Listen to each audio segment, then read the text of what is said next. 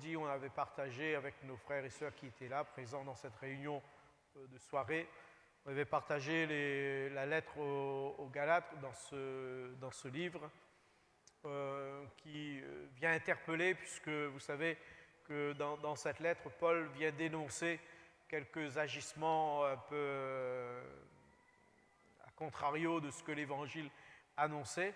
Voulait dénoncer quelques perturbateurs qui étaient venus après lui et voulant annoncer avec l'Évangile qu'eux-mêmes ils avaient mis foi, mais cependant ils ont ajouté avec cela quelques pratiques juives, quelques éléments de plus, comme si, et ce que faisait comprendre Paul, comme si l'Évangile ne suffisait pas, il fallait en mettre une couche, il fallait en mettre plus, pour pouvoir justement atteindre et voire même pour pouvoir accepter et vivre en Jésus. Mais Paul venait dénoncer de cela pour montrer que que Jésus était la fin de la loi, non pas que les commandements qui sont décrits dans l'Ancien Testament doivent être négligés, bien au contraire, puisque ça nous aide dans notre sainteté, mais nous ne devons pas chercher des œuvres méritoires, comme tout d'un coup on aurait besoin de plus pour pouvoir plaire à Jésus. L'Évangile, la foi en le Seigneur, la foi dans le Fils de Dieu suffit largement. Et dans notre recherche de la foi en Jésus et vouloir plaire à Jésus, suffisant largement, nous appelle justement à nous mettre à part, nous appelle justement à agir selon la volonté du Seigneur, non pas la volonté des hommes, là où on cherchait justement à imposer et à mettre à nouveau un joug sur le dos des païens qui, eux, n'étaient pas juifs, mais voulant encore les emmener dans une certaine fascination à altérer la parole de Dieu. C'est ce que cherchaient ces missionnaires qui étaient venus après Paul pour perturber le cœur des Galates. Et Paul va dénoncer, puisque dans la lettre aux Galates, ce n'était pas qu'une seule église, mais il y avait plusieurs églises locales qui étaient là. Surtout ce qui avait été touché, c'était les églises du nord, qui avaient nord de la Galatie, qui allaient être touchées par ces enseignements qui ont été rajoutés au fur et à mesure. Et Paul voulait donc mettre en garde, comme il nous met aussi en garde à travers de cette lettre par le Saint-Esprit, il nous met en garde de nous laisser fasciner par quelques éléments qui viendraient d'ailleurs et qui nous arrêteraient, qui nous empêcheraient même de marcher selon l'Esprit. Donc voilà un petit peu les propos qui ont été dits dans ces lettres. J'aimerais quand même lire pour vous qui n'étaient pas là, lire pour vous dans Galates au chapitre 1er, Paul parle de son appel, convaincu de son appel. Paul parle aussi de ce que les autres étaient en train de faire et il interpellera donc les membres de cette église, comme ce matin, nos cœurs peut être interpellés, peut-être que nous avons tendu l'oreille un peu trop longtemps à quelques influences, puisque vous savez bien aujourd'hui, frères et sœurs, avec tous les réseaux sociaux, on dirait qu'il faut rajouter quelque chose à la Bible. Vous savez, elle est toute suffisante si nous la méditons jour et nuit, si nous la méditons et nous la serrons dans nos cœurs, elle est toute suffisante pour nous, pour grandir dans la foi, pour être aussi mature. Et il nous faut être mature. Et c'est aussi dans ce sens que Paul parle, pour être mature, pour apprendre à juger, à sonder les choses et avoir le discernement pour ne pas nous laisser entraîner par tous les vents de doctrine. Et chercher aussi quelque part quelques personnes qui nous flatteraient dans notre manière de vivre, qui nous flatteraient, qui seraient d'accord avec nous dans la manière que nous pourrions vivre et qui seraient contraires à ce que Dieu nous demande. Vous savez, il y a toujours des flatteurs, ça va toujours dans le sens des poils, mais cependant, ça peut nuire à notre vie, nuire à notre salut, puisque le résultat se verra à la fin. Mais Paul, par son intervention, alors certes, il ne va pas y aller avec le dos de la cuillère, il va quand même être assez virulent dans ce qu'il va dire, il va être aussi solennel pour comprendre que vous et moi, frères et sœurs, nous avons besoin d'avoir des convictions et de vivre la vie chrétienne avec des convictions et des déterminations. Ne pas nous laisser ébranler pour n'importe quoi, à l'arrivée de n'importe qui, mais vraiment rester ferme dans la foi. Nous savons ce que nous avons vécu, nous savons ce que nous avons entendu, nous savons ce que nous vivons, nous savons quelle est notre espérance et nous devons rester fermes dans la foi. La parole de Dieu vient nous encourager et nous dire à celui qui est ferme dans ses sentiments, il assure la paix. Amen.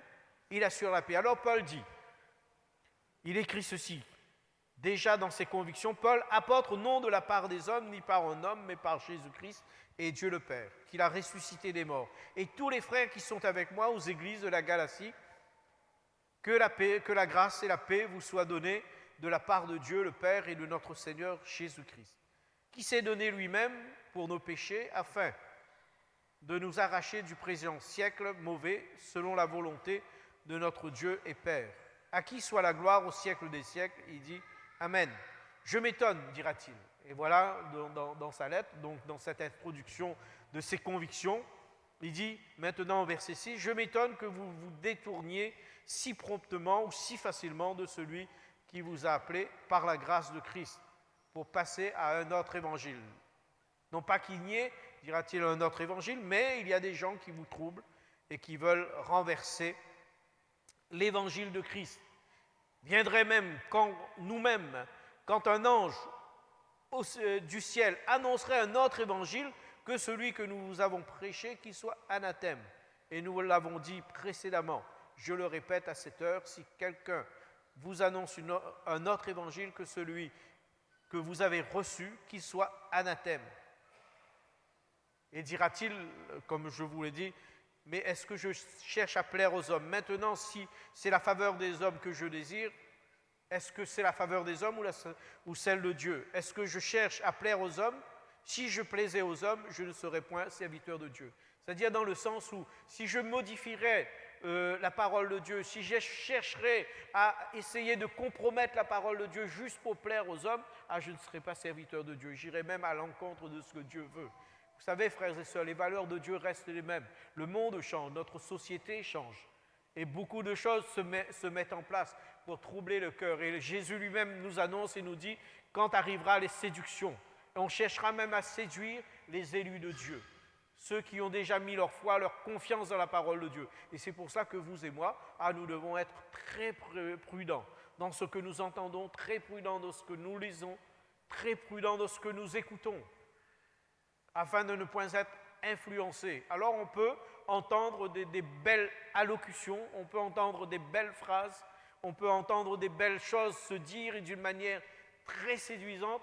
Mes frères et sœurs, si nous connaissons les personnes, nous connaissons l'arbre et que nous connaissons le fruit, faisons attention de ne pas trop y rester, comme si tout d'un coup on se dirait « Ah, ben de toute façon, ouais, je l'écoute, mais… » ben vous savez, l'ennemi a ses agents, l'ennemi sait comment y faire pour pouvoir nous séduire. Et si nous restons trop longtemps, nous risquerons d'être séduits. Comme l'a fait Ève, elle est restée trop longtemps, elle a été fascinée par les paroles de Satan.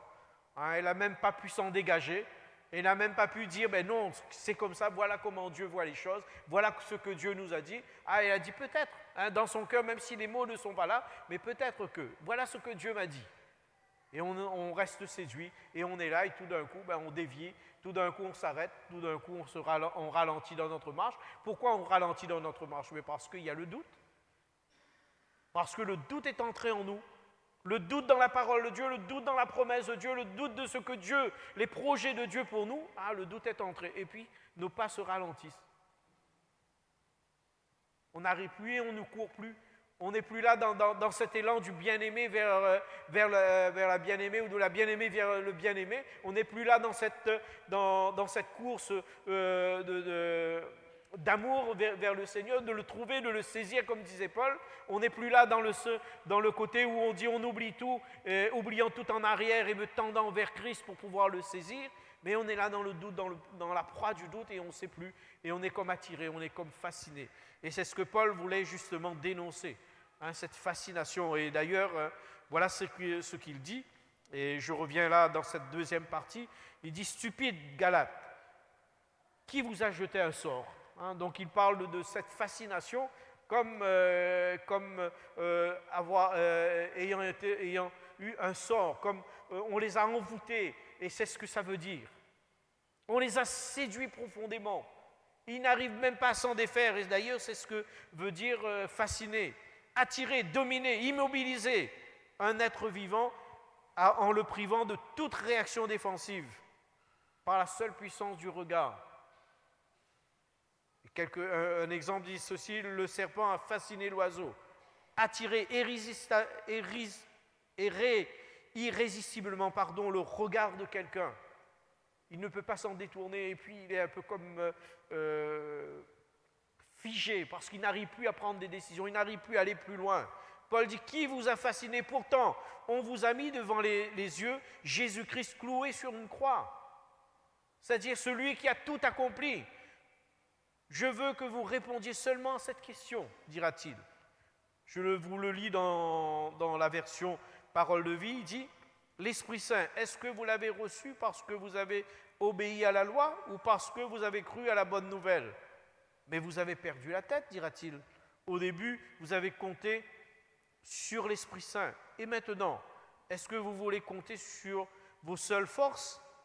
Tout ce que vous avez vécu, est-ce pour rien que vous l'avez vécu? D'ailleurs, pour rien, c'est impossible, parce que Dieu vous donne son esprit et il fait chez vous tant de choses extraordinaires. Est-ce qu'il fait cela parce que vous obéissez à la loi ou bien parce que vous croyez à la bonne nouvelle? Il a agi et il nous a donné. Et Paul, donc dans la version Louis II, il dit: Galates dépourvu le sens, qui vous a fasciné, vous aux yeux de qui Jésus-Christ a été dépeint comme crucifié. Vous étiez bien partis, dira-t-il dans le verset 5, chapitre 5. Vous étiez bien partis. Qui vous a barré la route et vous empêche à obéir à la vérité? Cet empêchement ne vient pas de Dieu. Celui qui vous a appelé, vous couriez bien, qui vous a arrêté? Frères et sœurs, et peut-être que nous l'avons remarqué.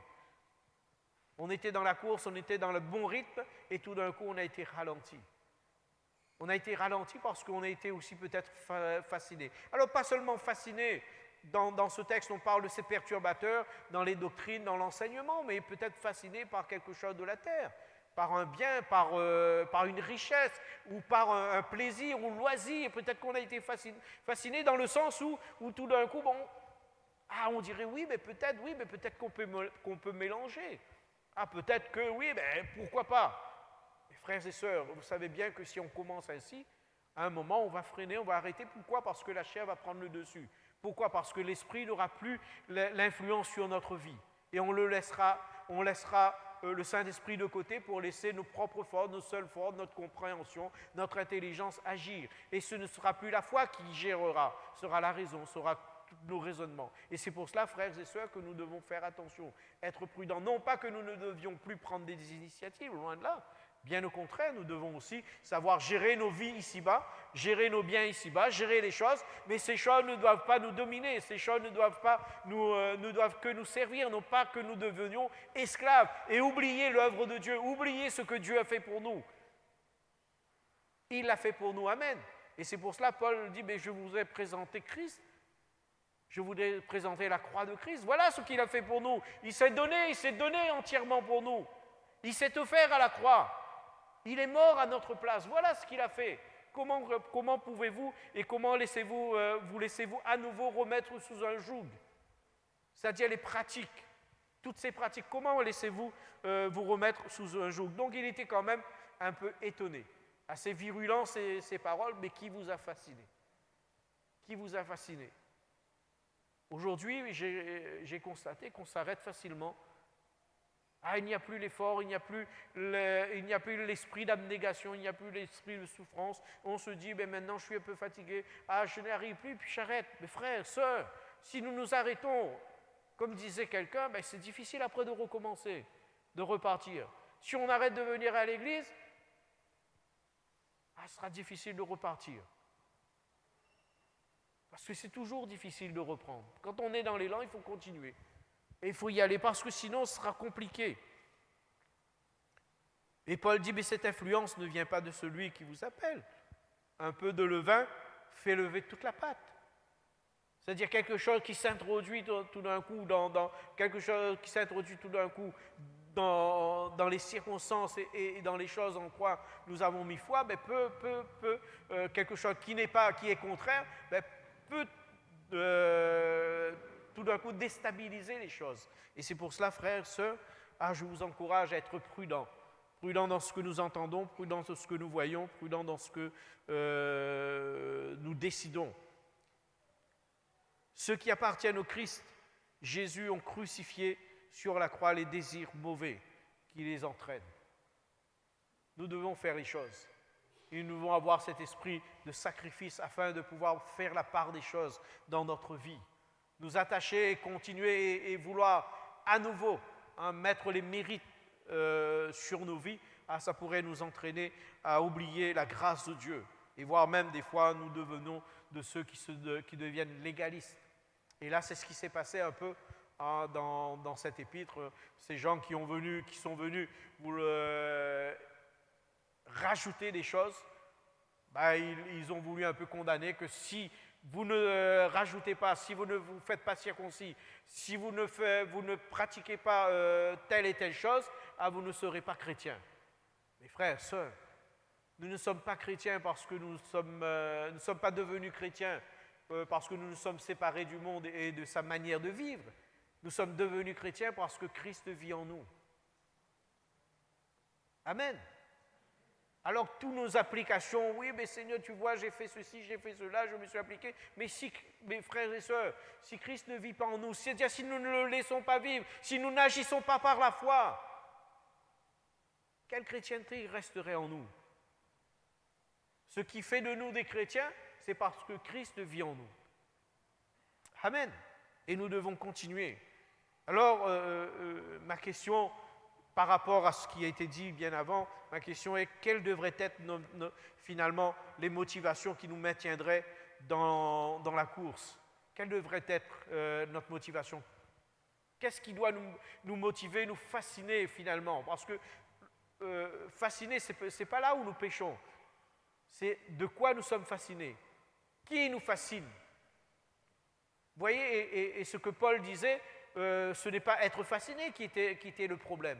C'était qui est fasciné, qui vous a fasciné pour que vous vous détourniez, qui vous a fasciné pour que vous arrêtiez, qui vous a fasciné pour que vous détournez vos regards de la croix, qui vous a fasciné? Parce que ceux qui fascinaient détournaient les disciples de la croix. Mais nous, Christ nous fascine. Et lui, son regard, il porte nos regards sur sa vie, sur le ciel, sur la maison du Père, sur la récompense, sur le ciel, alléluia, sur la maison du Père. Voilà où il porte nos regards. Sur le Père, je suis venu accomplir la volonté de mon Père. Amen. Et il nous fascine en cela de toutes les choses qu'il fait. Frères et sœurs, ce qui devrait nous motiver, être notre motivation et qui nous maintiendrait dans la course, c'est de penser à la vie éternelle, de remporter le prix. Courons pour remporter le prix. Amen. Courons pour remporter le prix. Et Hébreux, au chapitre 12, vient nous dire ce qui nous empêche de courir librement sont les fardeaux et les péchés qui nous enveloppent si facilement. Et il dit, nous devons courir dans cette carrière qui nous est ouverte, les yeux fixés sur qui? Sur Jésus. Et ce Jésus fascinait Paul. Déjà qu'il était touché sur le chemin qu'il a été touché sur le chemin de Damas, mais ce Jésus le fascinait. Il ne l'avait pas perçu dans sa religion, il ne l'avait pas perçu dans les pratiques de la loi. Mais quand Jésus a touché son cœur et quand Jésus lui-même dira, quand Jésus lui a fait miséricorde, a été fasciné de ce que tout ce qu'il a fait, Jésus a pardonné. Tout ce qui a été de ses blasphèmes, ses persécutions contre l'Église, Jésus l'avait pardonné. Et Jésus lui avait même accordé de pouvoir travailler, œuvrer avec lui. Ça le fascinait. Il ne comprenait pas, il n'y arrivait pas à comprendre. Il en était comme bouleversé dans son cœur. Et puis il s'est mis à prêcher cela, la bonne nouvelle. Et c'est pour cela qu'il dit, il n'y a pas d'autre bonne nouvelle, mais vous avez entendu la bonne nouvelle, que voulez-vous rajouter avec cette bonne nouvelle? C'est la bonne nouvelle de Christ, frères et sœurs. C'est Christ qu'on nous annonce. Et lui, il est suffisant. Pourquoi? Parce qu'à la croix, il dit, tout est accompli. Avons-nous oublié que tout est accompli? Alors vous avez de ceux qui, dans les perturbateurs, vous avez de ceux qui qui veulent rajouter des choses à l'évangile. Il ne faut pas faire ceci, il ne faut pas faire cela, il ne faut pas manger ceci, il ne faut pas manger cela, etc., etc. Puis vous avez aussi ceux qui veulent retrancher de l'évangile. Ah, ça c'est pas bon. Non, non, ne t'inquiète pas, Dieu est amour, Dieu est plein d'amour. Tu peux faire ce que tu veux, tu peux faire quand tu veux, tu peux faire où tu veux. Mais non, la parole de Dieu nous dit considère la bonté de Dieu, mais considère aussi la sévérité de Dieu. Ah, sévérité envers ceux qui font le mal, mais bonté de Dieu envers ceux qui croient en lui. Amen. Ah, vous et moi, nous n'avons pas à craindre. Si toutefois nous faisons la volonté de Dieu et nous cherchons à faire la volonté de Dieu. Plaire à Dieu. Voilà ce qui devrait être notre motivation. Plaire à Dieu. Être près de Christ. Ce qui devrait être pour nous un moyen aussi afin de pouvoir atteindre et continuer. Regardez les autres, comment ils ont couru. Et l'Épître aux Hébreux vient nous décrire comment ces autres personnes ont couru, ceux qui ont été avant nous, les témoins qui ont été avant nous, comment ils ont couru. Ils ont eu un esprit de sacrifice. Ils ont eu un esprit d'abnégation. Ils n'ont pas eu peur de la mort. Mais pour eux, ce qui comptait, ce qui les motivait, c'était la cité céleste. C'était de plaire à Dieu. C'était d'agir par la foi. Et il est dit, par la foi, il triomphait. Pourtant, on peut nommer de Moïse qu'il a été prince d'Égypte. On peut noter de Daniel qu'il était parmi les dirigeants du pays là où il était. On peut nommer ceci, cela, mais dans le ciel, mais dans la Bible, il n'est pas nommé qu'il était président de ceci, qu'il était prince de cela, qu'il était ceci, cela. Ce qu'il est noté le plus, c'est son sacrifice. C'est qu'il a regardé toutes ces choses comme un opprobre pour pouvoir atteindre Christ. Amen.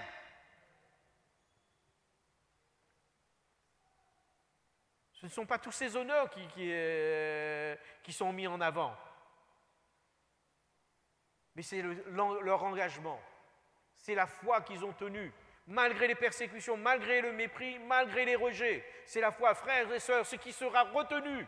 Ce ne sont pas les honneurs, les compromissions qu'on cherche à faire pour pouvoir plaire aux hommes, pour pouvoir tout d'un coup avoir un titre, avoir un honneur. Ce qui sera retenu dans le ciel, ce sera notre engagement. Amen.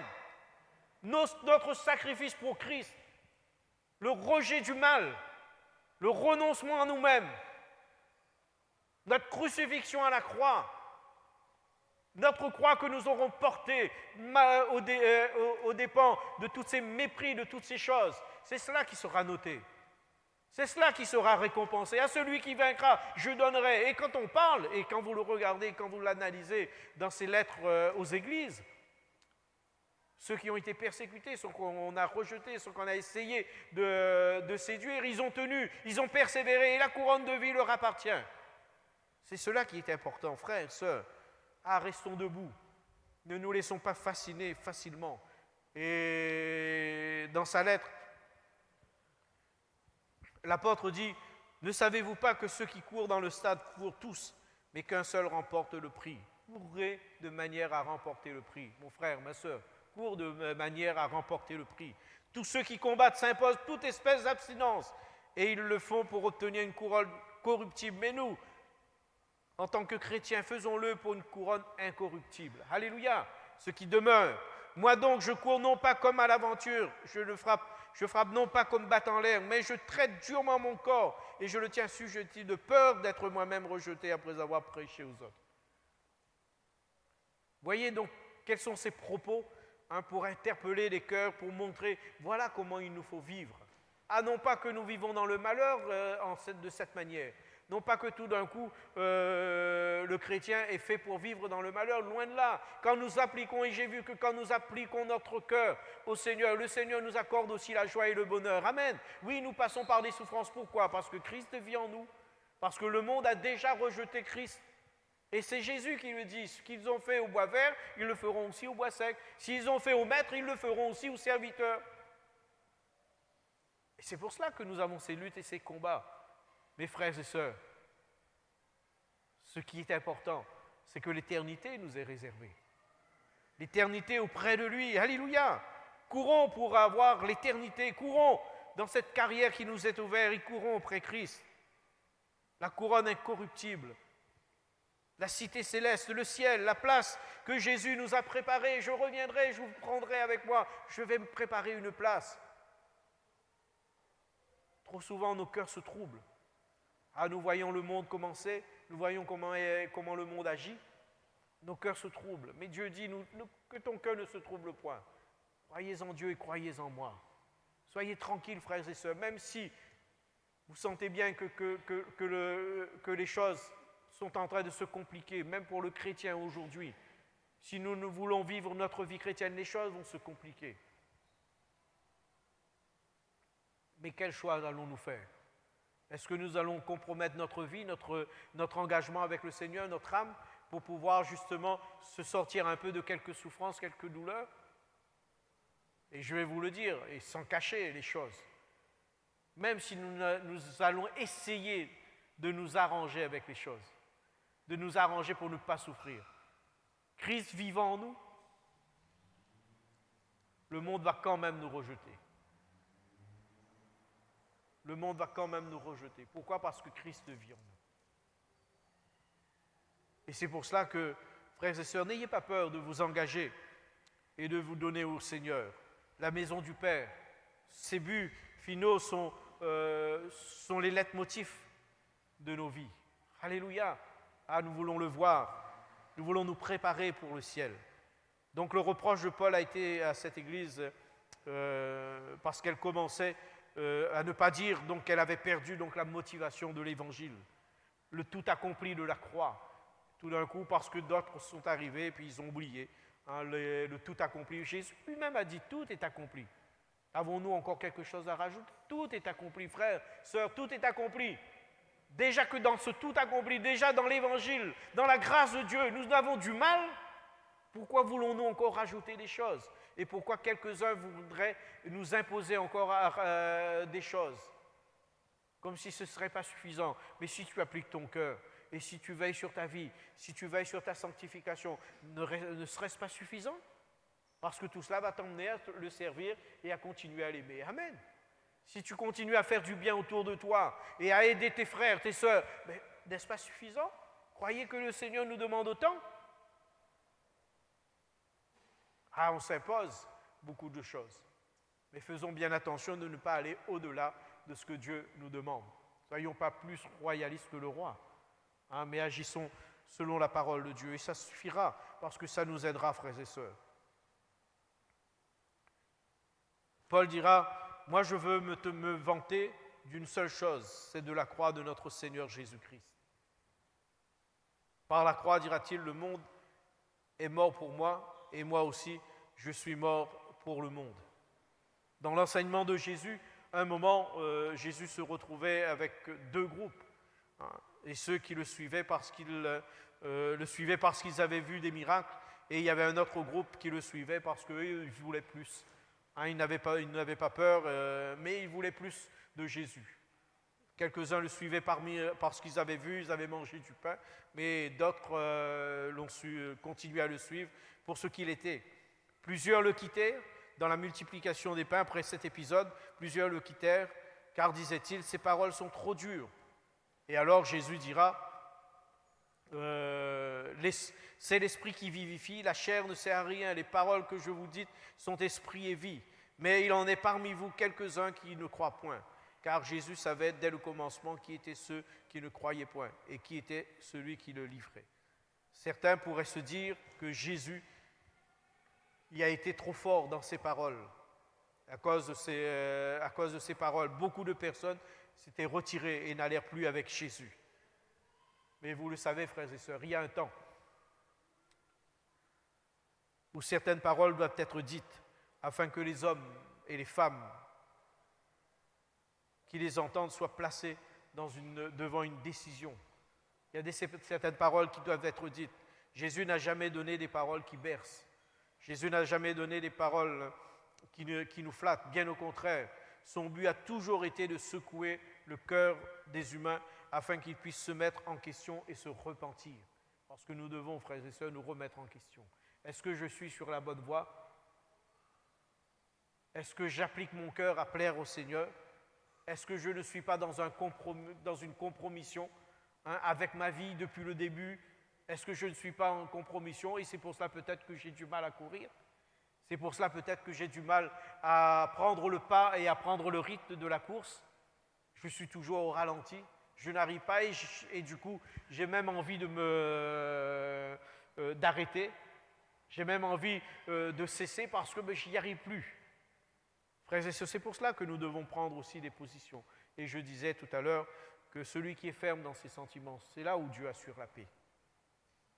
Donc il y a ce temps où Dieu veut parler à nos cœurs et peut-être que ce matin, Dieu parle à ton cœur pour que tu prennes aussi des décisions, des résolutions et que tu ailles de l'avant. Jésus, donc on ne se moque pas de Dieu.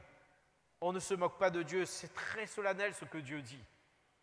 Ne jouons pas avec les choses saintes de Dieu, avec les enseignements de Dieu que Dieu nous donne. Même la plus petite exhortation qui vient de Dieu a le caractère de Dieu, puisque c'est Dieu qui parle. Il sait pourquoi il dit. Il ne se trompe pas. Mépriser ces choses, c'est mépriser Dieu. Et c'est pour cela que nous devons être vrais et sincères. Alors je vous encourage, frères et sœurs, et nous aurons aussi bientôt un message sur cela, sur l'intégrité, mais soyons honnêtes, soyons transparents avec Dieu. Cessons de jouer, de croire que tout d'un coup, les choses vont aller, mais à un moment ou à un autre, le Seigneur vous mettra devant le fait accompli. Et on ne pourra jouer à deux jeux. Il faut qu'on prenne des positions. Et Élie disait au peuple, mais cessez de clocher des deux pieds. Prenez une décision. Soit l'Éternel est Dieu et vous allez vers lui, soit Baal est Dieu et vous allez vers lui. Mais arrêtez d'être entre deux chaises. Arrêtez d'être sur des limites, frères et sœurs, parce que vous allez un moment tomber. Vous savez une chose, quand on marche au bord du précipice, on tombe toujours de l'autre côté, du précipice, oui ou non? Parce que de l'autre côté, vous êtes déjà en haut.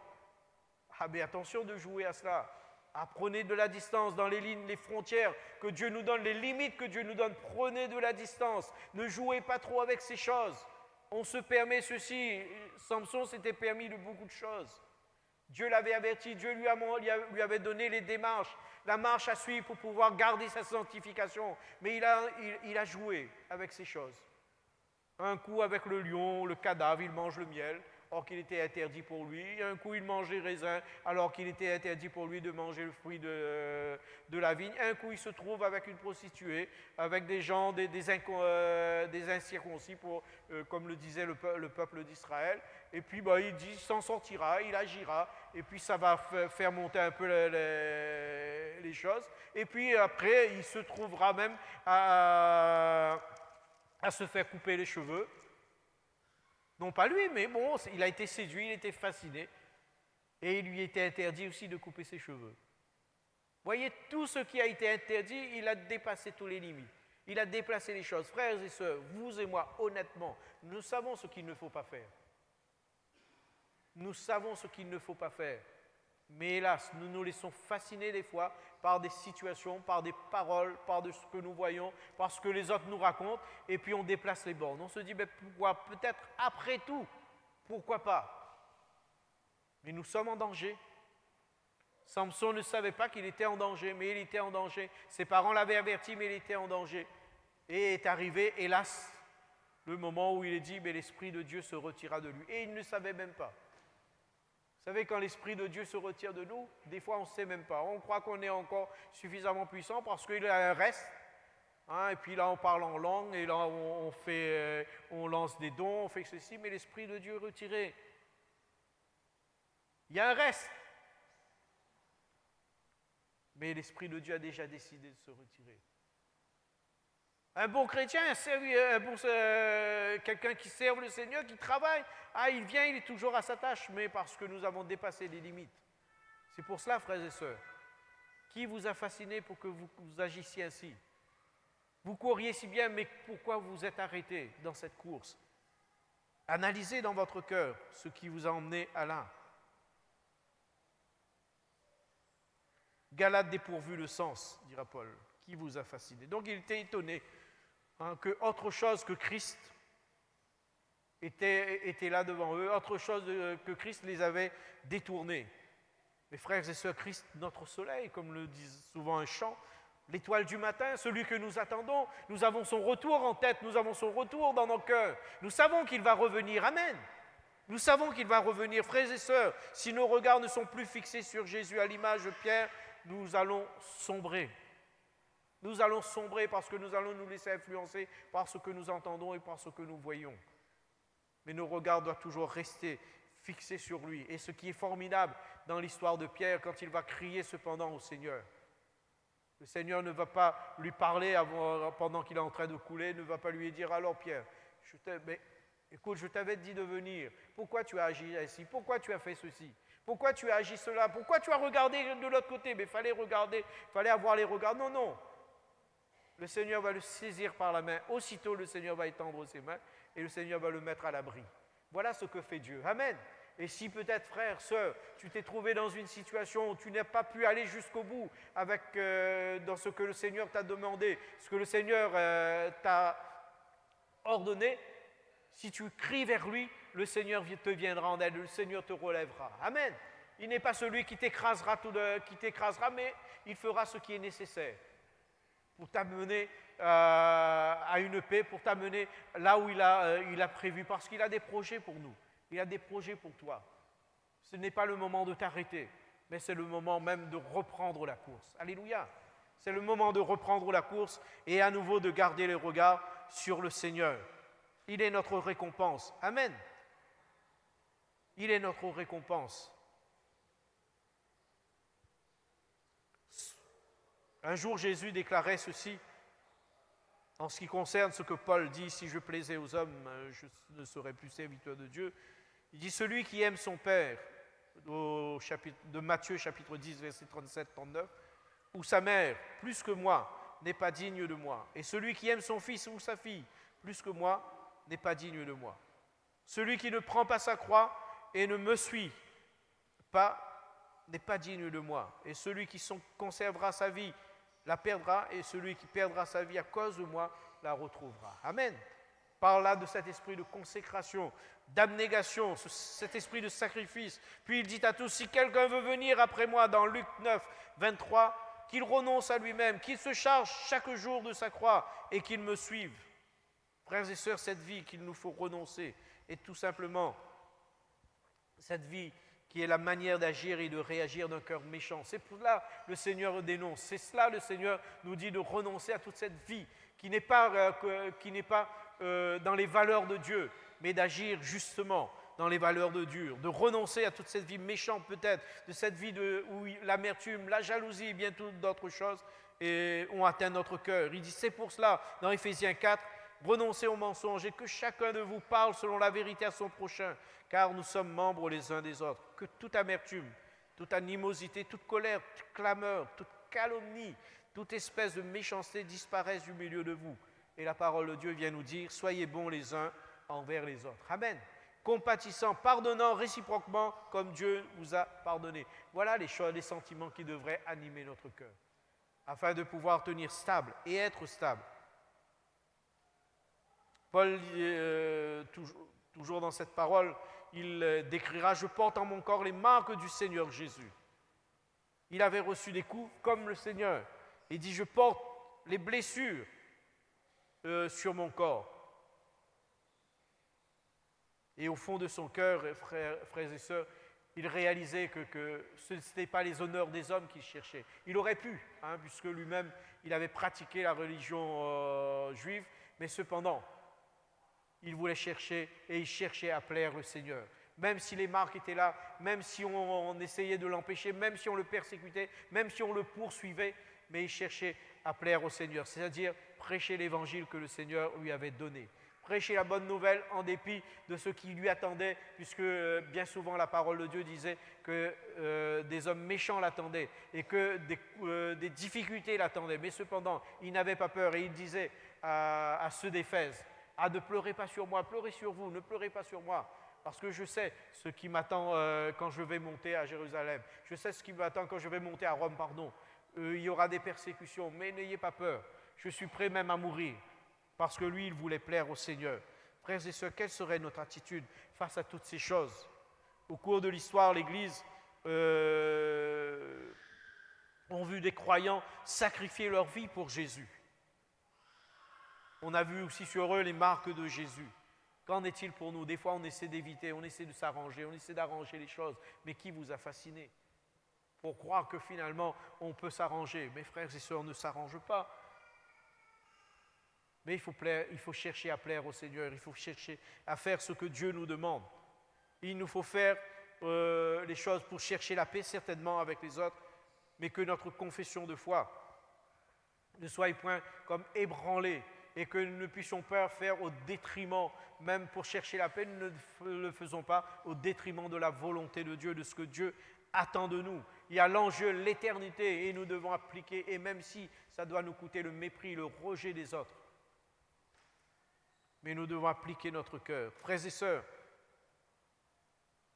ce que la lettre de Paul donc dénonçait, c'est ceux qui cherchaient à déplacer la croix de Christ.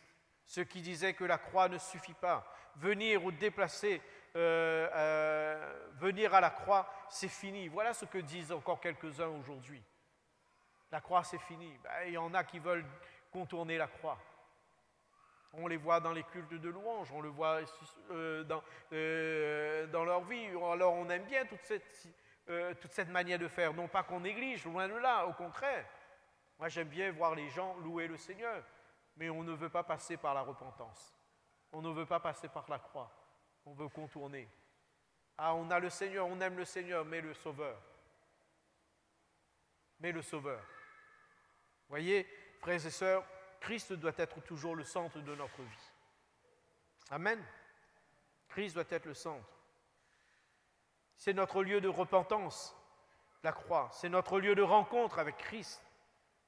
C'est notre rampe de lancement vers le ciel.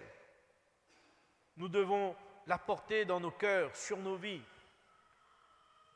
Cette croix est devenue pour nous gloire.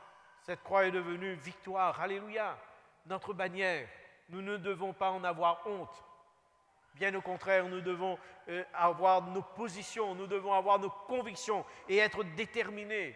Frères et sœurs, notre motivation doit être le retour de Christ. Le retour de Christ, le désir de l'entendre, nous dire, bien-aimé, bien bon et fidèle serviteur, entre dans la joie de ton maître. Amen. Et pour cela, nous avons besoin d'appliquer nos cœurs. Voici notre récompense. Plaise à Dieu que nous appliquions nos cœurs dans le service, les bonnes œuvres que Dieu nous a données. Mais plaise à Dieu, frères et sœurs, que nous agissions aussi avec les sentiments, dont le fruit de l'esprit, qui est aussi mentionné dans Galates 5, 22, pour pouvoir agir dans les sentiments de Christ. Que le Seigneur nous donne, frères et sœurs, à l'aimer, à le suivre sincèrement et sans mélange. Que Dieu nous donne à le servir sans mélange et sincèrement. Il est notre couronne, il est notre prix, il est notre joie. Alléluia. Il est notre joie, c'est lui qui doit nous fasciner. Ne le laissons pas gagner par les influences d'ici-bas, ne le laissons pas gagner par tout autre évangile, tout autre enseignement, mais restons dans la foi de Christ. Ne cherchons pas les mérites, les œuvres méritoires, mais agissons par la foi et laissons la grâce de Dieu agir.